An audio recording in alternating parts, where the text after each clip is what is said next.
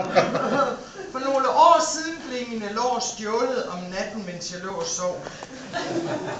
Jeg gik i seng, som jeg plejer, men vågnede op næste morgen med en anden persons lår. Jeg havde sovet og intet mærket. De nye lår mindede mest af alt om havregrød. Hvis lår var det, og hvor var mine? Jeg brugte hele sommeren på at lede efter mine lår. Jeg var selvfølgelig frustrerende og gal, men endte til sidst med at acceptere, at tiden i korte nederdele var over. Nu var der dømt lange bukser resten af livet. Det gælder så ikke mig. Tada! Bare få den lår igen, jo. Min rumpe blev næste offer. Jeg ved, at det er den samme bande, som har slået til igen.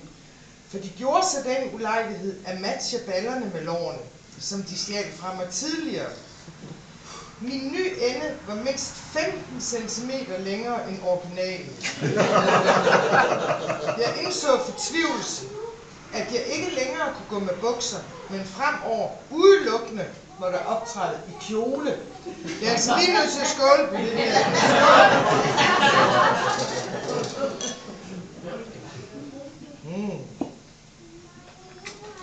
Sidste år opdagede jeg, at mine arme var blevet forbyttet.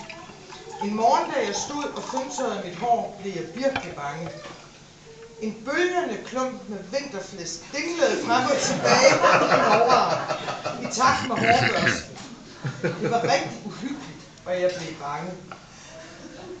En efter en af mine forskellige kropsdele blev udbyttet og erstattet med andre. Hvordan skal det hele da ende? Da min stakkels hals forsvandt og blev erstattet med et kalkknus, bestemte jeg mig for at gå ud og fortælle min historie. Kvinder, står der ikke kalkknus? Kalvekrøs.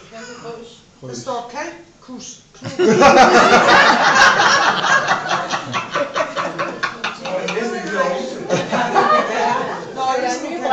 Okay. Nej, nu holder den.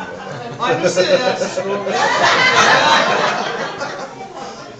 Det tror du ikke.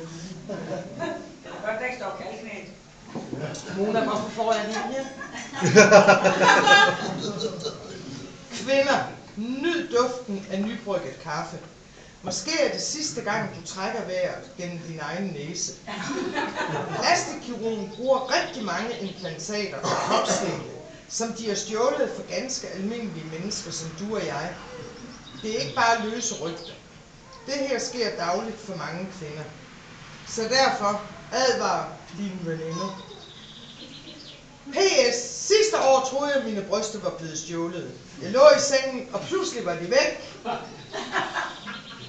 Da jeg sprang op, kunne jeg heldigvis lettere konstatere, at de bare har gemt sig i mine armhuler.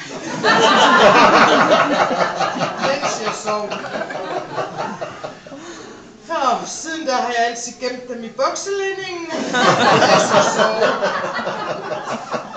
Med masser af kærlighed for dine medsøstre. Til hinanden. Ja, hvad skal jeg sige?